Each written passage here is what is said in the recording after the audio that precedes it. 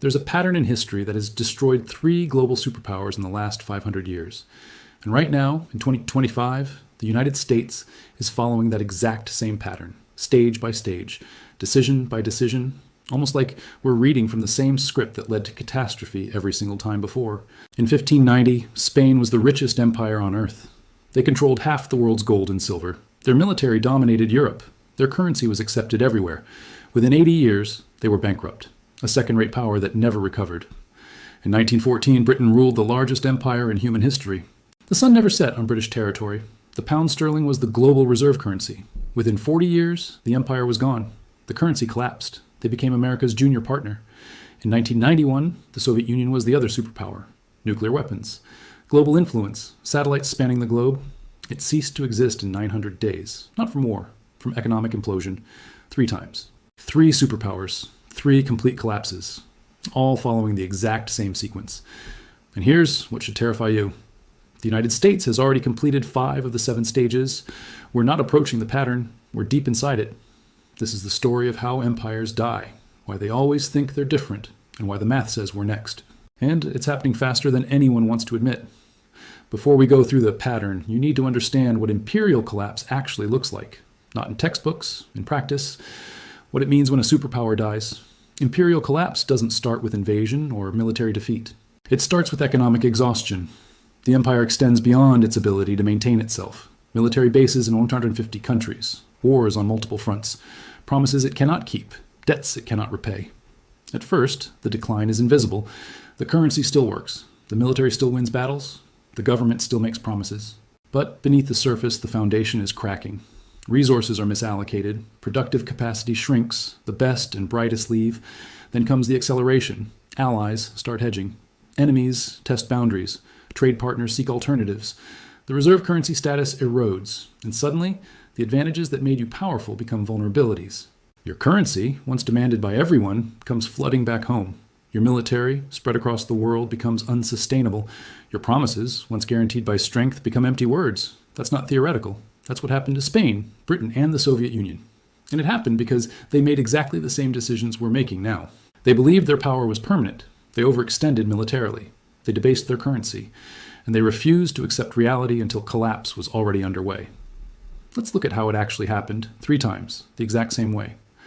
Let's start with the first global empire, Spain. 1500s to 1600s, this is the original blueprint. After Columbus discovered the Americas in 1492, Spain became the first true world power. They conquered the Aztec and Inca empires, seized control of the richest gold and silver mines ever discovered. By 1550, Spanish galleons were bringing home 200 tons of silver per year. By 1600, over 400 tons annually. Spain controlled the money supply of Europe. The Spanish real was the global reserve currency. Everyone wanted Spanish silver. And this is where the pattern begins, with a country that controls the money of the world and believes that makes them invincible. King Philip II, ruling from 1556 to 1598, had more money than any monarch in history, and he spent it on empire. Stage 1. Military overextension. Spain fought wars everywhere simultaneously. Against the Ottoman Empire in the Mediterranean, against France and Italy, against Protestant rebels in the Netherlands, against England's navy, wars in the Philippines, wars in the Americas. By 1580, Spain had military commitments on 4 continents. The cost was staggering. Half of Spain's revenue went to the military. And still, it wasn't enough. Stage 2, currency debasement. The Spanish crown couldn't pay its bills with taxes alone, so they did what every failing empire does. They debased the currency. They started mixing copper into silver coins. A coin that was supposed to be pure silver became 50% copper, then 75% copper. The face value stayed the same, but the real value plummeted. By 1600, Spanish silver coins contained barely any silver. Merchants stopped accepting them at face value. Inflation exploded. Stage 3, debt spiral. Spain borrowed constantly from Italian bankers, from German bankers, from anyone who would lend. By 1557, less than 20 years into Philip's reign, Spain declared bankruptcy. They defaulted on their debts, restructured, and kept borrowing. They declared bankruptcy again in 1560, again in 1575, again in 1596. 4 bankruptcies in 40 years. Each time they promised reforms. Each time they went right back to borrowing and spending. Stage 4, loss of productive capacity. Here's what people don't understand about Spain's collapse. They had all the gold and silver in the world. And it destroyed them, because when you have unlimited money, you stop producing. Why grow food when you can import it? Why build ships when you can buy them? Why innovate when you can just spend? Spanish nobility considered work beneath them. Manufacturing declined. Agriculture stagnated. All the wealth flowed to importing goods from other countries. The gold and silver that came from the Americas went straight back out to pay for French wine, Italian silk, Dutch goods. Spain became a conduit. Wealth flowed through them, but none of it stayed. By 1600, Spain was producing almost nothing. They were entirely dependent on imports, entirely dependent on silver to pay for everything. And when the silver mines began to deplete, when production dropped, the entire system collapsed. Stage 5, social decay. With the economy failing, crime exploded. Beggars filled the streets of Madrid. Productive citizens emigrated. The best minds left for France, England, the Netherlands, countries that were building, creating, growing. Spain was left with bureaucrats, soldiers, and priests. No one creating wealth, everyone consuming it. By 1640, Spain lost Portugal. By 1650, they lost the Netherlands, their richest territory. By 1700, the Spanish Empire was a shell, still large on paper, but economically dead. They went from the world's superpower to a secondary power in less than a century, and they've never recovered. Spain today is a regional European country, pleasant, cultured, but irrelevant on the world stage. The descendants of the conquistadors are a tourist destination. That's what imperial collapse looks like. Let's jump forward 300 years. Britain, 1900s, the empire where the sun never set. At its peak, Britain controlled 25% of the world's land surface, 400 million subjects. The pound sterling was the global reserve currency. Every major trade contract was denominated in pounds. Every central bank held British bonds. London was the financial center of the world. And just like Spain 300 years earlier, they believed it was permanent, but they were already following the pattern. Stage 1, military overextension. By 1900, Britain had military commitments everywhere. India, Africa, the Middle East, China, the Pacific, the Caribbean. They had to defend territory on 6 continents. The cost was enormous. And when World War I started in 1914, Britain faced a choice. Stay neutral and let Europe destroy itself, or jump in and bankrupt the empire to win. They chose to fight. World War I cost Britain over $40 billion. That's $1 trillion in today's money. They borrowed from everyone, mostly from the United States. By 1918, Britain owed America billions. The creditor had become the debtor, but they'd won the war. They kept the empire. They thought they could rebuild. They were wrong. Stage 2, currency debasement. The pound sterling was supposed to be backed by gold, but the war had drained Britain's gold reserves. They'd shipped gold to America to pay for weapons, food, supplies. By 1920, Britain's gold reserves were half what they'd been in 1914, but they tried to maintain the pound's value anyway. They went back on the gold standard at the pre-war rate in 1925. The problem? The pound was overvalued. British exports became too expensive. Manufacturing declined, unemployment rose, and the government had to keep interest rates high to defend the currency. This destroyed the domestic economy. By 1931, they couldn't hold it anymore. Britain abandoned the gold standard. The pound lost 25% of its value overnight. The global reserve currency had just admitted it couldn't keep its promises. Stage 3, debt spiral. Britain never recovered from World War I debt. And then World War II started. Another $120 billion in costs, more borrowing from America. By 1945, Britain owed the United States and Canada over $30 billion more than Britain's entire GDP. The war was won, but the empire was finished. They couldn't defend it anymore, couldn't afford it, couldn't maintain it. Stage 4, loss of empire. In 1947, Britain gave up India, the crown jewel, and the source of wealth for 200 years. Gone. Over the next 20 years, they lost everything. Africa, Middle East, Southeast Asia, the Caribbean. By 1970, the British Empire existed only in history books. Stage 5, currency collapse. The pound kept falling. In 1940, 1 pound equaled $4.03. By 1950, $2.80. By 1970, £2.40. By 1980, £2.30. Today, 127. The global reserve currency became a regional currency. Britain tried to maintain pretense. Permanent seat on the UN Security Council. Nuclear weapons. Special relationship with America. But everyone knew the truth. They were a former power. A museum of what used to be great. The empire was gone, and it never came back. Now let's look at the most recent example, the Soviet Union. 1945 to 1991. After World War II, the USSR emerged as a superpower. Nuclear weapons, massive military, control over Eastern Europe, satellites in space, and they believed they were the future. Communism would bury capitalism. The Soviet model would dominate. For 45 years, they competed with America, matched us militarily, built more tanks, more missiles, more troops. But beneath the surface, the economy was dying. Stage 1, military overextension. The Soviet Union spent 15 to 20% of GDP on the military. That's triple what America spent. They had to match American technology, American reach, American alliances. But their economy was a fraction of the size. They were in Afghanistan, propping up Cuba, supporting Syria, Vietnam, North Korea, Angola, Ethiopia. Everywhere America had influence, they had to counter. The cost was unsustainable. Stage 2, economic stagnation. The Soviet economy stopped growing in the 1970s. Oil revenue kept them afloat, but nothing else worked. Factories produced junk, farms failed. Technology fell decades behind.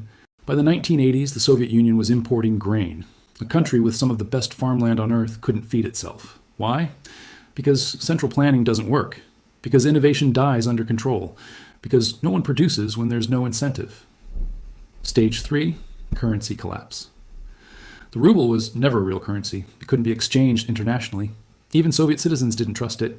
They used dollars when they could get them. The government had to buy foreign goods with gold and oil because nobody wanted rubles. By 1985, oil prices dropped. Soviet gold reserves were depleting. They were running out of real money. Stage 4, loss of empire.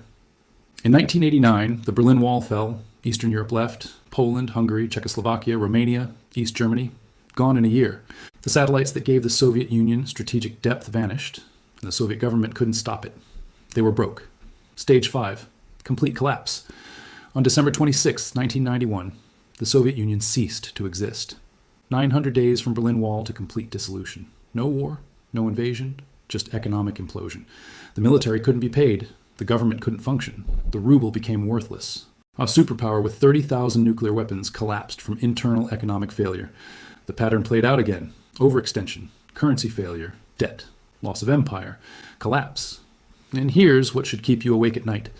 The United States is following the exact same pattern. Stage by stage, let me show you. Stage 1, military overextension. The United States has over 750 military bases in 80 countries. We have troops in 150 countries. We're committed to defending Europe through NATO, defending Japan, South Korea, the Philippines, fighting in the Middle East, countering China, countering Russia. Our military budget is $850 billion annually, more than the next 10 countries combined. And it's not enough. We're stretched thin, equipment is aging, recruitment is down, and we have commitments we can't fulfill. If China invades Taiwan, if Russia pushes into NATO territory, if Iran closes the Persian Gulf, we can't respond to all of it simultaneously. We're overextended. Just like Spain, just like Britain, just like the USSR. Check. Stage 2, currency debasement. In 1971, Nixon closed the gold window.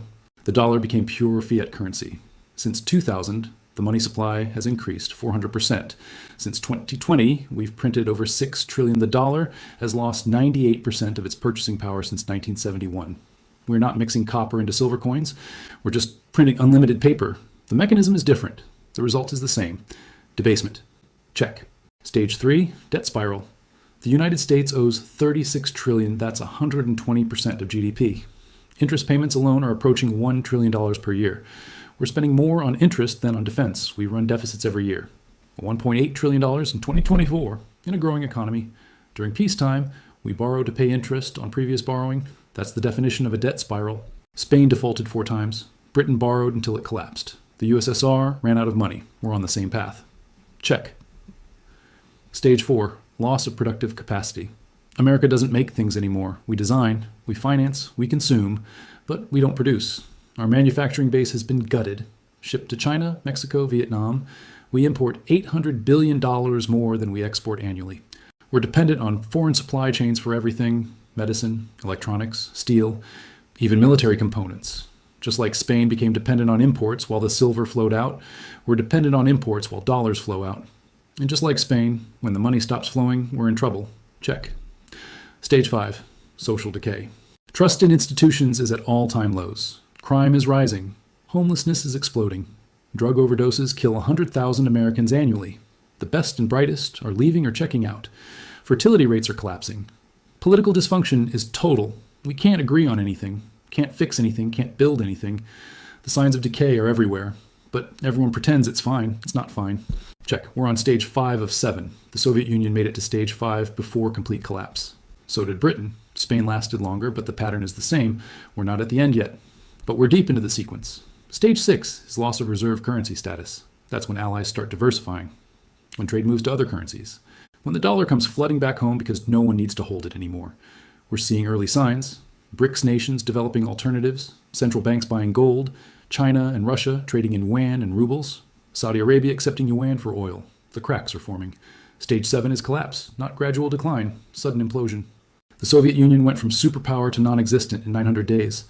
Britain lost the empire in 20 years. Spain took longer, but the result was the same. When the reserve currency fails, when the debt becomes impossible, when the military can't be funded, it doesn't decline gracefully. It collapses, quickly, brutally. And everyone who thought it couldn't happen here learns the same lesson every empire learns. It can, and it does. 3 empires followed this pattern: Spain, Britain, the USSR. Each believed they were exceptional. Each believed they were different. Each believed the rules didn't apply to them. Well, they were wrong, every single time. We're telling ourselves the same lies right now. We're different. We have technology. We have the dollar. We're America. But the pattern doesn't care about exceptionalism. The pattern is mathematical. You cannot spend beyond your means forever. You cannot maintain empire without productive capacity. You cannot debase your currency without consequences. You cannot avoid stage 6 and 7 once you've completed 1 through 5. The sequence is locked in. The only question is timing. Maybe we have 10 years, maybe 5, maybe less. But the pattern says collapse is coming. And when it comes, it won't be slow. It'll be sudden. A currency crisis that triggers a debt crisis that triggers a political crisis. Overnight, the superpower becomes a cautionary tale. The reserve currency becomes a regional currency. The empire becomes a memory. 3 times it happened before. The pattern says we're next. Since 2020, we've accelerated every stage. Printed more money, increased more debt. Extended military commitments, hollowed out production, fractured society. We're not walking the path anymore. We're sprinting down it. And the end is visible if you know the pattern. Maybe we'll find a way out. Maybe America can do what Spain, Britain, and the Soviet Union couldn't. Maybe we'll reform, rebuild, restore. Maybe this time really is different. But the pattern says otherwise. The math says otherwise. And history, which has watched empires die the same way over and over, says we're about to learn the lesson the hard way. If this opened your eyes to where we actually are in the sequence, subscribe. Because when we hit stage 6 and 7, you'll want to understand what happened and why. The answers aren't hiding in the future. They're written in the past. And I'll show you where to look.